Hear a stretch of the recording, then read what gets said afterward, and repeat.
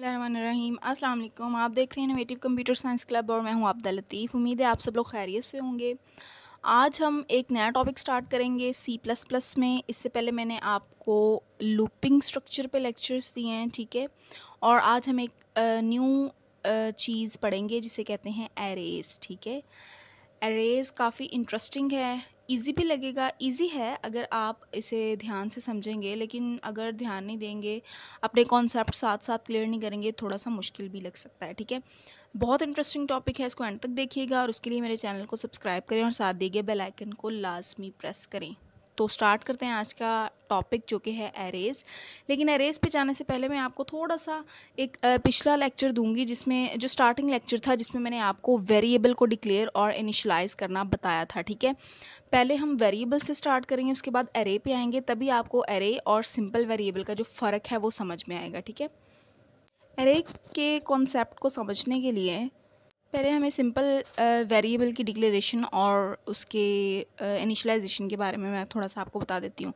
जब हम variable declare करते हैं तो हम साथ में उसकी डाटा टाइप, वेरिएबल का नेम और साथ वैल्यू, ठीक है। अगर साथ वैल्यू दे देंगे तो इसे वेरिएबल इनिशियलाइजेशन कहा जाता है।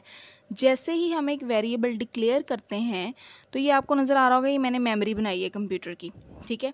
जैसे ही एक वेरिएबल को डिक्लेयर किया जाता है वो वेरिएबल मेमोरी में एक जगह बना लेता है। जब हमने ए डिक्लेयर किया और उसको वैल्यू इनिशियलाइज करवा दी तो हुआ क्या कि ए ने मेमोरी में जाके अपनी एक जगह बना ली, ठीक है। ये वो वेरिएबल है, ये इसकी जगह है और उसमें जो वैल्यू दी थी वो इसके अंदर आ गई, ठीक है। अब ये जो आपको ऊपर लिखा नज़र आ रहा है 00x11, ये आपको शायद n लग रहा होगा, लेकिन ये 11 लिखा हुआ है मैंने, ठीक है। तो ये जो है ये मेमोरी का एड्रेस होगा। जैसे हम लोग हैं, हम अपने घर में रहते हैं, हमारा एक प्रॉपरली एड्रेस होता है, ठीक है। इसी तरह जब वेरिएबल डिक्लेयर करेंगे वो मेमोरी में जाके एक जगह बना लेगा, ठीक। और उस जगह के अंदर वो वैल्यू चली जाएगी जो हमने उसे इनिशियलाइज़ करवाई होगी और साथ ही साथ उसको एक अदद एड्रेस भी मिल जाएगा, ठीक हो गया।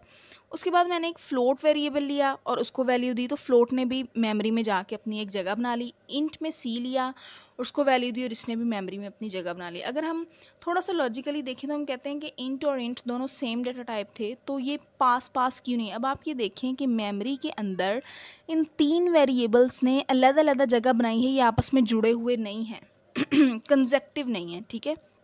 तो ये सिंपल वेरिएबल है जब हम इसे डिक्लेयर करते हैं। अच्छा, फर्स्ट कर लेते हैं कि हमने सी को कोई वैल्यू नहीं दी, ठीक है। सी वेरिएबल को हम कोई वैल्यू इनिशियलाइज नहीं करवा रहे, तो होगा क्या कि यहाँ पे 1 नहीं आएगा, यहाँ पे एक गार्बेज वैल्यू इस मेमोरी के अंदर पड़ी हुई होगी, वो आ जाएगी। अब गार्बेज वैल्यू जो है वो हमारी आउटपुट पे असरअंदाज हो सकती है कब, जब हम इन दो वेरिएबल्स को फर्स्ट कर लेते हैं कि ऐड करना चाह रहे हैं, तो इसमें सी में तो हमने कोई वैल्यू नहीं दी, तो सी में वो गार्बेज वैल्यू आ जाएगी, जिसकी वजह से हमारा आउटपुट जो है वो थोड़ी सी डिस्टर्ब हो जाएगी। इस वजह से वेरिएबल को वैल्यू जो है इनिशियलाइज करवाई जाती है at the time of declaration. तो एरे का बताने का मकसद ये है कि आप फ़र्क आप खुद देखेंगे जब मैं एरे पे आऊँगी, ठीक है। अब आप देखें, मैंने 3 वेरिएबल डिक्लेयर करवाए और इन तीनों ने मेमोरी में अपनी जगह बनाई, लेकिन वो जगह क्या थी, अलग अलग थी, सेम नहीं थी, जुड़ी हुई नहीं थी, ठीक है। एरे इसके ऑपोजिट है। अच्छा, सिंपल वेरिएबल डिक्लेरेशन में मैंने बताया कि जब हम वेरिएबल डिक्लेयर करते हैं तो वो मेमोरी में अलग अलग जगह बनाते हैं। अगर एरे की डेफिनेशन देखें तो ये कंसेक्टिव मेमोरी लोकेशन है। कंसेक्टिव का मतलब है जुड़ी हुई, ठीक है। यानी कि अगर हम 3 वेरिएबल डिक्लेयर करते हैं तो वो तीनों सेल जो हैं वो आपस में जुड़े हुए होंगे विद सेम नेम, यानी कि एरे का नेम एक ही होगा और उसकी टाइप भी एक ही होगी। जैसे अभी मैंने आपको एग्जांपल दी, उसमें मैंने 2 वेरिएबल इंटीजर के लिए और एक फ्लोट का लिया, लेकिन एरे में जब हमने वेरिएबल डिक्लेयर करवाने हैं तो उसमें जो डाटा टाइप होगी वो सेम होगी, ठीक है। अब इसमें जो मेमोरी लोकेशन होगी एरे की उसको एलिमेंट कहा जाएगा और टोटल नंबर जो होंगे एलिमेंट्स उसको एरे की लेंथ कहा जाएगा, ठीक है। अब मैं आपको एक डायग्राम के थ्रू इसको एक्सप्लेन करती हूँ। इस एग्जाम्पल को आप देखें कि मैंने एरे की टाइप ली, उसमें टाइप है करैक्टर, ठीक है। डाटा टाइप उसकी करैक्टर है, उसका नेम मैं ले रही हूँ, एरे का नेम मैं रख रही हूँ नेम, ठीक है, क्योंकि मैं इसमें अपना नाम एंटर कर रही हूँ, ठीक है। अब देखिए, मैंने ABIDA 5 अल्फ़ाबेट्स हैं मेरे नेम के, ठीक है। अगर मैं एरे के अलावा इसे सिंपली किसी प्रोग्राम में पुट करूँ तो ए मेमोरी में किसी और जगह पे जाएगा, बी किसी और जगह पे चला जाएगा, आई किसी और जगह पे चला जाएगा, डी कहीं और ए फिर कहीं और चला जाएगा। लेकिन जब यही चीज़ मैं एरे में यूज़ करूँगी तो आप ये देखें कि ये 5 अल्फ़ाबेट्स थे, ठीक है। करैक्टर जो है वो टाइप थी, डाटा टाइप थी एरे की, और उसका नेम मैंने रख दिया नेम, ठीक है। और ये अब आप ये देखें कि पांचों अल्फ़ाबेट जो हैं वो कंसेक्टिव हैं, यानी कि जुड़े हुए सेल हैं, ठीक है। तो ये है एरे जिसमें कि मेमोरी जो है वो आपस में जुड़ जाती है। अब ये इसके एलिमेंट हैं ABIDA, ठीक है। अब ये जो नीचे आपको लिखा नज़र आ रहा है 0 1 2 3 4, इसको कहा जाता है कि हर एलिमेंट जो है उसका एक रेफरेंस नंबर, एक पोजीशन होती है, ठीक है। यानी कि मैं ये देखूं कि बी की पोजीशन क्या है, 1 है, आई की क्या है, 2 है। इनको इंडेक्स या सबस्क्रिप्ट भी कहा जाता है, ठीक है। इसका रेफरेंस नंबर कहा जाता है, ठीक हो गया। और एरे का रेफरेंस जो है हमेशा 0 से स्टार्ट होता है, हम 1 से स्टार्ट नहीं करेंगे। 1 से स्टार्ट कर लिया जाता है लेकिन 0 से स्टार्ट करेंगे तो ज़्यादा बेस्ट है। अब अगर हमने जैसे कि मैंने भी आपको बताया कि इसमें जो टोटल नंबर ऑफ़ एलिमेंट्स होंगे वो एरे की लेंथ कहलाएगी। अब इसमें कितनी लेंथ है, 5, 4 नहीं है। अब अक्सर स्टूडेंट क्या करते हैं, यहाँ पे कन्फ्यूजन कर देते हैं प्रोग्रामिंग करते टाइम।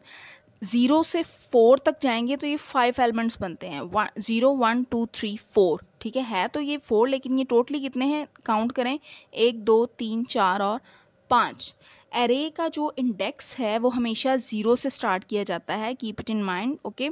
एरे का इंडेक्स 0 से स्टार्ट किया जाता है और उसके जो टोटल एलिमेंट्स होंगे उसको एरे की लेंथ कहा जाता है, ठीक है।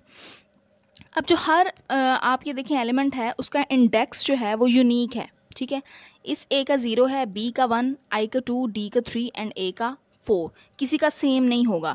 अब जब हमने इसमें एलिमेंट्स को पुट करना है या सर्च करना है तो हम इसके रेफरेंस नंबर के ज़रिए भी इसको पुट भी कर सकते हैं और इसमें से एलिमेंट को सर्च भी कर सकते हैं। अब जो इंडेक्स में यानी जो वैल्यू होगी वो उसको हम ब्रैकेट्स में लिखेंगे एरे के साथ।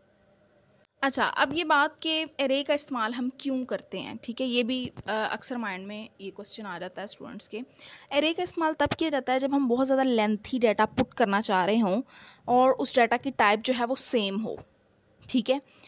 फॉर एग्ज़ाम्पल अगर आप इस साइड पे देखें तो मैंने ये 4 वेरिएबल डिक्लेयर करवाए, ठीक है। अब इन 4 वेरिएबल की टाइप क्या है, सेम है, इंटीजर के हैं ये। इसको इस तरह भी करवा सकते हैं और इसको इस तरह भी हम करवा सकते हैं क्योंकि डाटा टाइप सेम है। तो हम क्या करते हैं कि अगर सेम डाटा टाइप के वेरिएबल हैं तो हम इस चीज़ को ज़्यादा प्रेफर करेंगे। इससे क्या है, प्रोग्राम की लेंथ ज़्यादा इंक्रीज़ नहीं होगी, इससे हम थोड़ा सा अवॉइड करेंगे। इसी तरह एरे का इस्तेमाल किया जाता है बहुत ज़्यादा लेंथी डाटा को स्टोर करने के लिए।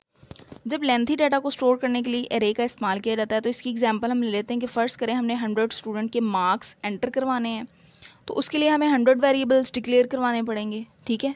जैसे कि अगर ये है तो इसके लिए हमें इतने वेरिएबल डिक्लेयर करवाने पड़े। जब 100 स्टूडेंट के मार्क्स एंटर करवाने हैं इसके लिए 100 वेरिएबल्स लेने पड़ेंगे। उससे प्रोग्राम की लेंथ बहुत ज़्यादा बढ़ जाएगी और इससे हमारा बहुत ज़्यादा टाइम भी वेस्ट होगा। तो इस टाइम को यूटिलाइज़ करने के लिए प्लस लेंथ को रिड्यूस करने के लिए हम एरे का इस्तेमाल करते हैं, ठीक है। उसमें 100 एलिमेंट्स हम एक ही नेम में जो है वो कर देते हैं और वो बारी बारी उसमें आती जाती हैं। अब एरे के एडवांटेज में कुछ बातें आ जाती हैं कि array large number of data या वैल्यूज़ को सिंगल नेम के साथ स्टोर करता है। इसमें बहुत सारी वैल्यूज़ होती हैं जिन पे प्रोसेस किया जाता है क्विकली और इसको इजीली स्टोर किया जाता है और सर्चिंग प्रोसेस इसमें बड़ा इजी होता है, ठीक है। एरे में मैं आपको फ़िलहाल यही बता रही हूँ, मैं इसकी डिक्लेरेशन या इसकी इनिशियलाइजेशन अभी आपको नहीं बता रही क्योंकि इसमें डायमेंशंस होती हैं, ठीक है ना। डायमेंशन को अगर आप देखें तो इसको सिम्त यानी कि अतराफ़ कहा जाता है। 1 डायमेंशन होगी, 2 डायमेंशन होगी, मल्टी डायमेंशन होगी। तो एरे की इनिशियलाइजेशन और डिक्लेरेशन में आपको नेक्स्ट लेक्चर में बताऊंगी। आज मैं सिर्फ आपको इतना ही बता रही हूँ एरे के बारे में क्योंकि थोड़ा सा हट के टॉपिक है। अब तक जितने भी टॉपिक हम कवर कर चुके हैं वो थोड़े बहुत आपस में रेलेवेंट थे, थोड़ा सा डिफरेंट है। तो एरे क्या आपने सिर्फ यही जहन में रखना है कि एक कंसेक्टिव मेमोरी है, ठीक है। और बहुत ज़्यादा तादाद में जब डाटा होगा उसको स्टोर करने के लिए एरे का इस्तेमाल किया जाता है। इसमें जो एलिमेंट्स की तादाद होगी उसको उसकी लेंथ कहा जाएगा। यानी अगर मैं पूछूं आपसे कि ये नेम एरे है, इसकी लेंथ कितनी है, तो आपको पता होना चाहिए कि 5, और इसका इंडेक्स नंबर हमेशा 0 से स्टार्ट होता है। इसे सबस्क्रिप्ट भी कहा जाता है। बहुत इंटरेस्टिंग टॉपिक है ये, ठीक है, और इसको आगे कंटिन्यू करेंगे इंशाल्लाह हम अपने अगले लेक्चर में। और उसके लिए आपको मेरे साथ टच में रहना पड़ेगा, और उसके लिए आपको क्या करना पड़ेगा, मेरे चैनल को सब्सक्राइब करना पड़ेगा और साथ दिए गए बेल आइकन को भी प्रेस करना पड़ेगा, ठीक है। अगर आपको मेरा लेक्चर अच्छा लगा है तो इसे ज़रूर लाइक कीजिए, कमेंट कीजिए। कोई सजेशन है, कोई क्वेश्चन है, कोई टॉपिक पे लेक्चर लेना चाह रहे हैं तो वो भी आप कमेंट में पूछ सकते हैं। और जल्दी से चैनल भी सब्सक्राइब कर दें, ठीक है। अपना बहुत सारा ख्याल रखिएगा। अल्लाह हाफिज़।